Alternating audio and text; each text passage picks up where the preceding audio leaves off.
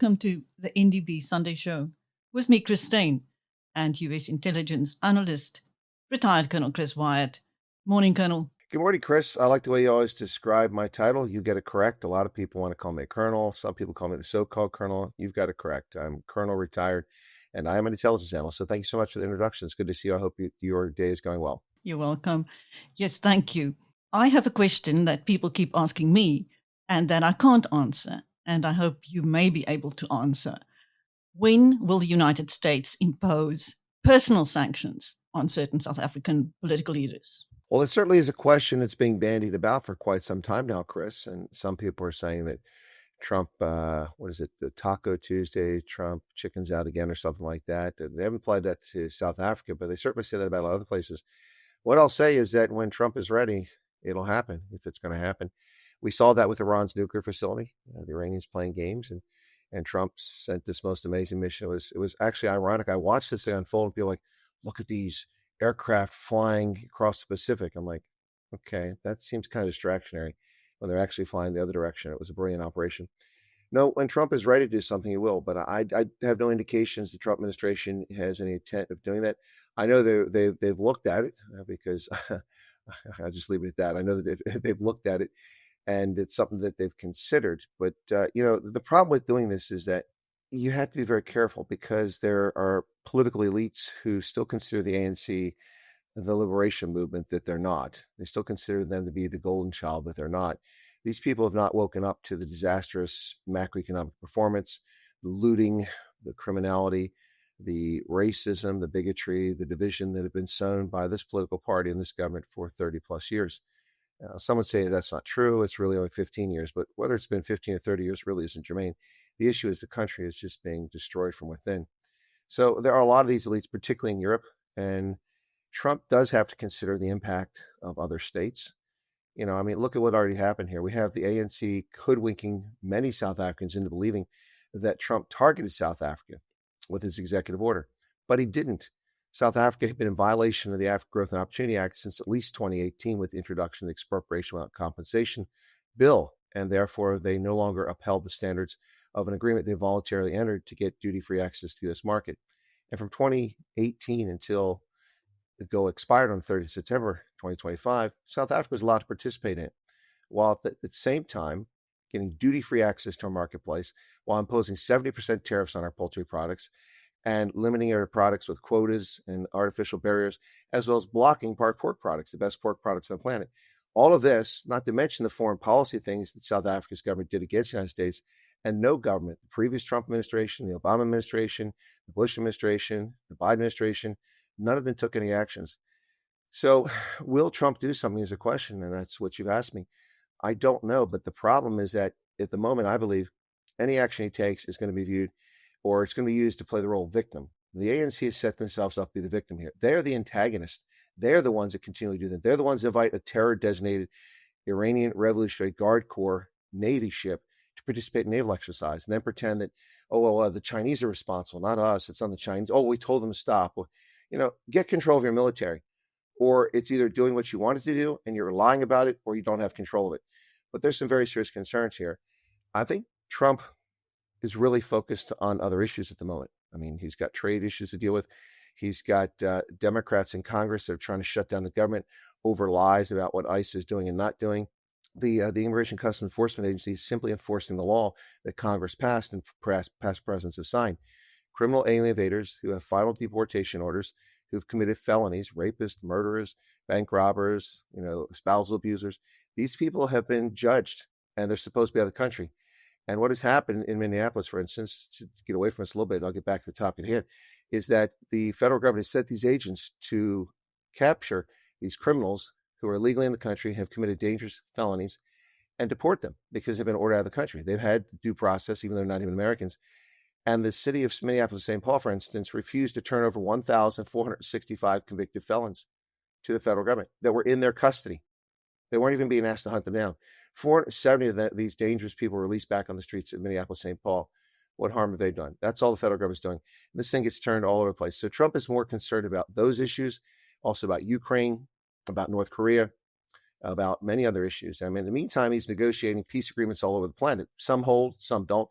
but the guy's pretty busy. South Africa, unfortunately, although many South Africans seem to think it's the center of the universe, is not even remotely the center of the universe for the Trump administration or for America. Africa policy has never been paramount for any president in the history of the United States, except maybe Jefferson, who went to fight the Barbary pirates in North Africa, and George Walker Bush, who put a lot of effort in Africa. Beyond that, it's really not a major issue for the United States. Will he do it?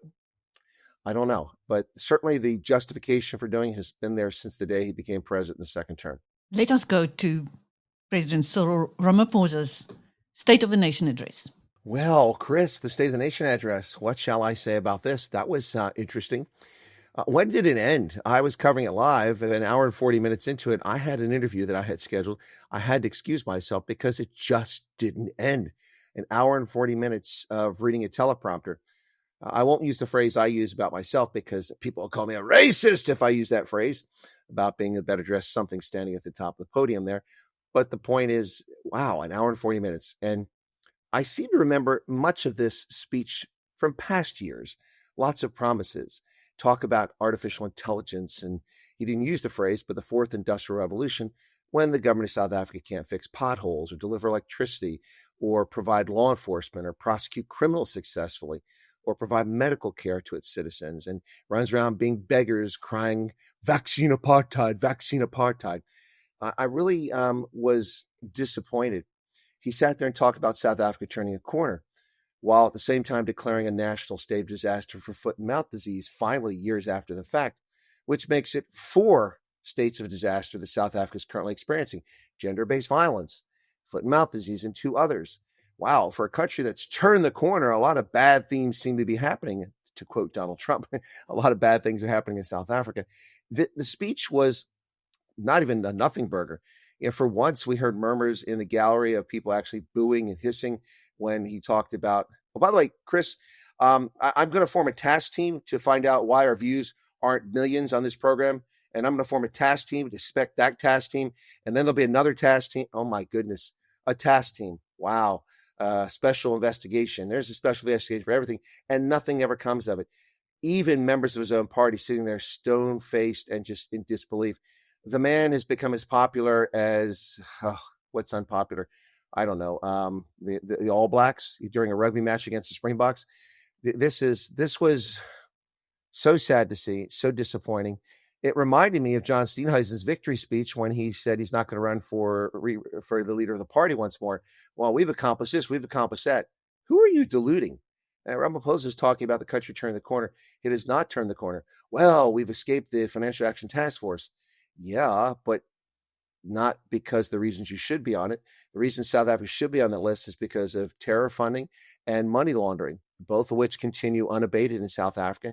Your financial restrictions, your financial oversight do not stop that from happening. It's a funding source for these things and a way for money to be laundered and washed around the planet, which do harm to millions of people. So there's that. And then, our credit rating has been uprated. Yeah, okay. You still have junk bond status. People still have to borrow money at like 12 or 14% instead of 5 or 6%. This is lipstick on a pig is the best way to describe this. Describing this as lipstick on a pig, I think, is the way to say it. It was disappointing on so many levels. And then he talks about things, one of which we'll talk about in a moment, I'm sure, that just beggar the imagination, deploying the army to fix crime. I guess we should probably talk about that. Please, deploying the army to fight crime, especially in the ganglands of the Cape Flats. Well, first off, let's be very clear. The Constitution does allow this. The president has the authority to do this. He just has to inform Parliament and take a few steps. But what are we talking about here? I found it fascinating that a poll a few months back that was conducted found that something like 60 or 70% of young adults in South Africa thought that the military should run the country. I was gobsmacked when I saw that. I mean, the only thing I think much the military can run is a chicken licking. I mean, the obesity of the general officers is epic. I mean, there are more general officers that float in the ocean than there are ships and capital ships in the South African Navy. It's sad. And this is a military that's been underfunded with less than 1% of GDP for decades now, or around 1% of GDP, which is wholly insufficient. A healthy military and that's a military where the soldiers get trained properly to do what they're supposed to, so they're not a danger or threat to themselves or others. A military that maintains its equipment and acquires new equipment as equipment ages out. And a military that can actually be deployed is one that gets at least 3% of GDP. South Africa hasn't put that much money into its military since the days of the National Party. It's shocking how little money goes into it. And the SANDF is little more than a jobs program for historically disadvantaged people these days. It's not much more than that. We've seen the SANDF deployed to the DRC over the past 25 years. Now they're withdrawing. And the recent deployment, they were sent there to do peacemaking, not peacekeeping, peacemaking in the Eastern Congo. They sent soldiers without tents, boots, uniforms, body armor, Kevlar helmets. They didn't even send helicopters for medevac because they don't have operational helicopters anymore. Only a couple work. I think we saw one of the few four operational Oryx flying, during the ceremony. Also, I stand on correction, but those sure didn't look like Gripen fighters doing the overflight in Cape Town at City Hall, by the way, because Parliament still burnt because they didn't provide oversight. The cops didn't do their job. They had cameras to watch the guy in the building for 18 hours who torched the place. But they embarrassingly have to have their Parliament in City Hall, not because it's being renovated, not because, the building was being upgraded, but because they failed to protect it. So I watched the aircraft flying overhead, and those aircraft, I believe, were the Hawk lead-in fighter trainers that were part of that arms package that Jacob Zuma has been implicated in for 25 years, yet not prosecuted over. Trainers. They flew through three trainer aircraft. That was their salute. Instead of the high-quality Gripen fighters, only two of which apparently are operational out of the 18 that they purchased. Sad state of affairs. But the military, to fight crime. Well, this isn't a mission that the police are broken. It's an absolute admission that South African Police Service is completely broken. Of course, nobody paying attention needs to be reminded of that. We've seen the Mshanga Commission, what's going on there. I mean, it's just disgraceful with the leadership, but that's also not a surprise. Most people suspected or knew already that this was going on for a long time. It's finally getting sunlight, but nothing will come of that. We won't see anything. Maybe a token, head will roll, but nothing serious is going to come of it. No jail time for these folks. But I mean, the police have long been infiltrated by gangsters. Well, remember Jackie Salibe? The guy was in charge of Interpol as well. Yeah, he was a criminal. So it doesn't surprise me that he wants to use the army because he's just trying to kick the can down the road. He's just trying to push the ball to the side and it's like these, people keep talking about Jacob Zuma and the Stalingrad defense, because he's an octogenarian. He keeps pushing the cases. He argues that Billy Downer should be a prosecutor, and he makes this argument. He follows this lawsuit, just trying to kick it down the road. I think we can start to call the Ramaphosa time as president the Stalingrad presidency, because he never does anything. He simply forms a task team and says, we'll look into it. It's time for a party to renewal. We're going to fix this. And the actions he takes don't do anything to improve South Africa. And this is one of those that won't improve South Africa. The military going into Khayelitsha and Monenberg and the Cape Flats and Mitchell's Plains is not going to change the game. And we're going to have another Collins Kosa situation where an innocent South African is beaten to death or murdered by untrained, ill-disciplined troops. And I'm not trying to speak ill of the SANDF, but this is just going to happen. It's going to happen. If it doesn't happen, I'll be shocked. The military, the thing that gets me the most about this, Chris, is that this is the same country where the world looked and was reviled by seeing the military deployed to Soweto in 1976, and again, especially in 1985, when it took 9 months to quell the insurrection taking place in the townships. The military was sent out to do policing.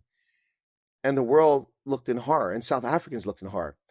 Here we are 40 years later, and the first thought is, let's deploy the military. That'll solve the problem. You would think that a legacy, we talk about legacy and history of South Africa, and let's not forget things.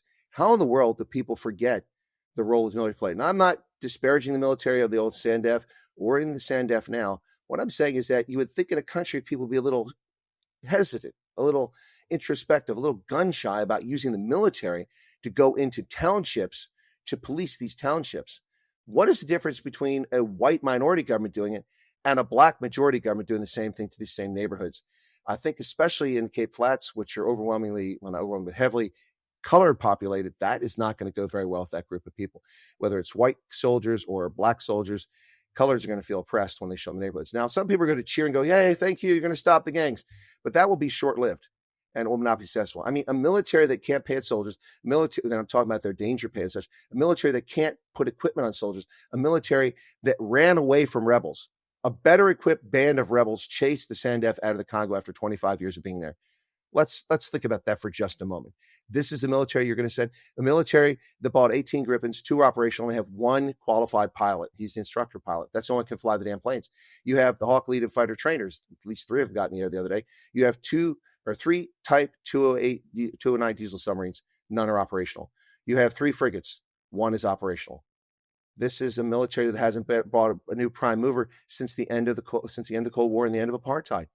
I mean, the ANC has been living off the legacy of what it inherited, but it can't do it anymore. It's pushed all the technicians who are white, colored, and Indian out of all the key places, ESCOM, South African Airways, Transnet, the rails, the ports, they're all gone. And no one else is maintaining this thing. And it doesn't have anything to do with skin color. It has to do with the system of patronage and cater enrichment. South Africa is falling, and the answer to the security problem in Gauteng and in the Cape Flats is not the military. It's a restructured, revamped, resourced, trained, accountable police, which is not going to happen anytime in the near future. And it's really sad to see that Ramaphosa grasp at straws and go, we're going to deploy the military. How long, Chris, before Cape Flats crime is declared a state of disaster? And that'll be his next state of disaster and testing. It's really disheartening. Chris, let's talk about our Minister of Agriculture, John Steenhuisen. How do you think he is performing now that he no longer has to focus on the leadership of the Democratic Alliance? Well, since we last spoke on this topic, he has now become simple. Well, he's still the leader of the party. He didn't step down. I think people should realize that. So I guess he's doing both jobs. So I don't know if it's fair to look at it this way. He claims to be focusing on agriculture, and they've talked about rather a bit of a public relations debacle for the Democratic Alliance. They claim that, look, under our minister's leadership, we finally, for the first time in decades, developed a new vaccine for foot and mouth disease. The only problem with that is that credit where credit's due. The African National Congress belatedly started this project in 2022 before he became minister and put the resources and funding against it. So for him to take credit for this vaccine, which, by the way, Chris, last I saw, they're delivering 12,000 doses. There are well over 10 million, 14, 17 million cattle, whatever the actual number is. Let's say it's 14 million cattle. They also have to get doses more than once. So 12,000, woo, well done. Hercules, so impressive. No, not. It's a start, but it's a start that never should have had to be put in place to begin with. They had the capability to do this. They had a world-class vaccine institute, and they let it fall apart because of patronage and cater enrichment. How is Minister Steenhuisen doing? Well, it's early days, I think, in this. But we know, of course, that he's been an abject failure. He's ignored the farmers and ranchers up to this point, and it's been devastating to the agricultural sector. While he's off in Vietnam doing his lovely Ronald Lamola dance and negotiating for ground nuts and grapes to be shipped to Vietnam to make a few pennies, his real mission is being missed. This is going to eviscerate the farming community. You know, I don't think we're going to need expropriation amount compensation in South Africa to take land away from farmers. They're all going to go bankrupt, and the loans they owe to the banks are going to be called, and the banks will take over the land, and they'll collude with the government, and they'll redistribute land, and agriculture will collapse in South Africa into subsistence level of the 13th century. I think that's a very real possibility the way things are going, unless a lot of money is applied and something serious happens. So how's he doing? Unfortunately, I heard the president say that he's going to be updated monthly on a state of disaster. You're going to be updated monthly? Really? Is it that serious? Once a month? My goodness. I don't know. If I was president, I'd want daily updates. Every morning, the minister or his representative should be in my office telling me what happened today. How many cattle have been tested yesterday? How many cattle died yesterday? Where did they die? Where are the hot spots? What are we doing to regulate, control these things? None of this is being made available to the public, Chris. This is what the minister and the ministry should be doing. This is like the Keystone Cops. This is like watching Eddie Murphy, Beverly Hills Cop. This is ridiculous. Absolutely ridiculous. A state of disaster. If you have a state of disaster, why don't you treat it like a state of disaster? And he's sitting there clapping like a trained seal in Parliament when the president mentions his name. By the way, Chris, I don't know. Did you meet my white Minister of Agriculture? I just thought I'd share that with you. Chris, let us talk about the South African refugees in the United States, many of whom you are in contact with. The bad treatment some of them have received. What did that entail, and what is behind it? Chris, you've asked a very apropos question. There's a story that broke this week from the Free Press, written by Madeline Rowley, who I've spoken with, who's interviewed me. She works for the Free Press, and of course, they're tied to Barry Weiss and CBS News. So her story came out, and then after that, she appeared on CBS Morning Show, and it's making the rounds now. Times Live and Independent Line have both run stories about this, but they're missing the mark as usual. There is a situation here in the United States where some refugees are not receiving the services that they should be that they're entitled to. And I've been covering this for some time, but I was reticent to cover it because some people embellish and exaggerate their circumstances, or they have unrealistic expectations. I mean, Chris, let's put this in perspective. These are refugees. Now, unless they're independently wealthy and have lots of money, when they come over here, they're not going to get 7-bedroom farmhouses. They're not going to be driving, $50,000 buckies. They're not going to, they're refugees. And there's a limited amount of money that's applied for refugees, whether it's Trump or Biden or Obama. It doesn't matter. There's just a limited amount that Congress gives. So there are agencies that are hired as contractors, as vendors, to deliver these services. Lutheran Church Services, Church World Service, International Rescue Committee. There are 7 big ones, and they get $2.6 billion to $2.9 billion a year from the U.S. government. Oh, yeah, it's a lot of money that we spend for refugee cash assistance, refugee medical assistance, for picking them up at airports, for taking them appointments to get Social Security numbers, for helping them find accommodation, all these things, cultural integration, as well as many other services like helping them translate their curriculum vitae into a resume for the American market, many job searches, all that plays a role there. So some of these refugees haven't been getting the services, and some of it's been quite abysmal.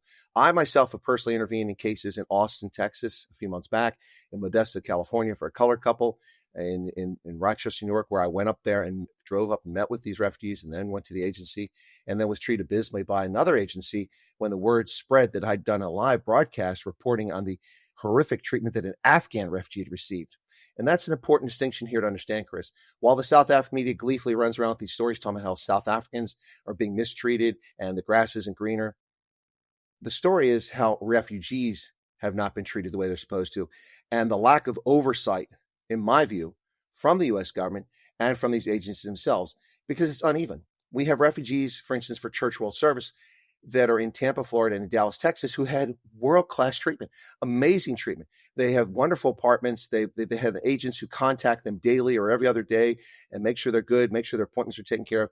And most of those people have been self-sufficient within 30 to 60 days, which is absolutely amazing when you consider they're refugees. Then we have a situation in Rochester where these people are treated abysmally. They missed out on matching grants from the state that would have doubled the amount of money they had. The Afghan I met last year, he was told that, when he asked the question of his case officer, do you know where I can find halal meat? I mean, of course, in South Africa, everybody knows about halal, but most Americans are not accustomed to that. They're familiar with kosher for the Jewish community, but not halal. So when he asked that question, his case officer, these are supposed to be people that understand and have empathy for refugees and understand where people are coming from. This is an Afghan last year said, where can I find halal meat? And she said, why do you need that? You people eat dog. That's what the case officer said to him. So this is not a problem specific to the South African refugees. It's a problem that because the South Africans speak English far better than past refugees like Congolese and Burmese and Uyghurs and also the Afghans, because they speak English and understand it much better, and they have an expectation of what's supposed to work in a functioning country, they ask questions, and we're getting answers that aren't always good. Now, the story that ran on CBS that Miss Rowley wrote for the Free Press will be blown up.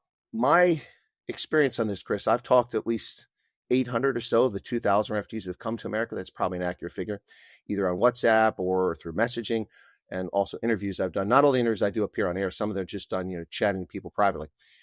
So those interviews and those discussions and talks with these people, I would say about 3% are experiencing this. That's an estimate. It's not scientific, but of every 100, about 3, this is a problem. And it's becoming a larger problem because more and more refugees are arriving in the United States. So the real story here is not how South Africans are mistreated, because 97% have been getting fantastic treatment and they're off to a great start. I mean, there are refugees over here making 6-figure incomes already in dollars, not in rands. There are refugees who are also struggling because they're having a hard time adapting to a different culture. But that's normal. That's not unusual. And that's not South Africa specific. But the story here is not that. The real story here is that who is watching the watchers? Who's overseeing this program and all this money the U.S. government is doling out? We've seen in Minneapolis how the federal government and the state government give out billions and billions of dollars to fake education centers, fake daycare centers, the Laring Center in Minneapolis, famously known now. And because of that, this story will gain more traction. And I'm fine with it gaining traction. Anytime that I, as a taxpayer, give money to my government and it's supposed to be using it for purpose and it isn't used in that fashion, I want accountability. And that's what's needed here, accountability. So I think it's important that you've asked that question and that I explain it. Again, there are people, people have been put in terrible places, cockroach infested, dangerous neighborhoods, overpaying for rent, being told by agencies, well, we're done with you, 30 days out of here. That's not how it works. A lot of this stuff comes to my attention. Yesterday, I had a message from a gentleman who went to Maryland and was not getting the service that he felt he deserved, and he's correct, having listened to what he said. So he relocated himself here to Pennsylvania because he knew someone in Pennsylvania he'd worked for when he'd come to America many years ago. And so he's up here now, he's working, he's got his job, but he did most of that on his own. The upside is that there is a refugee assistance agency in Harrisburg, the state capital, that gets no money because they didn't receive his case. Yet they've taken on his case pro bono. They're helping him with his stuff. They're helping with his appointments, with his services he's entitled to, which is amazing. It just shows you that most of the people who do this are fantastic. But there are, as with any program, some bad apples out there. And it's unfortunate for those who fall under the care of bad apples. But that's the situation. And I just thank you for asking about it because it's important. The refugee story gets distorted and lied about endlessly. There's very little objectivity in reporting this story. And I like to bring objectivity to the story. There's good and there's bad, mostly good for the South Africans, though. Thank you for explaining that. That was U.S. intelligence analyst, retired Colonel Chris Wyatt, on the NdB Sunday Show with me, Chris Steyn. Thank you, Chris. Well, thank you, Chris. Have a wonderful week as it comes up. Hopefully this story about the refugees, we'll see how it goes. It gets more information, more airtime on it. But I'm very curious to see when the SANDF be deployed to the townships. We'll be watching that story as it develops. Right. Thank you.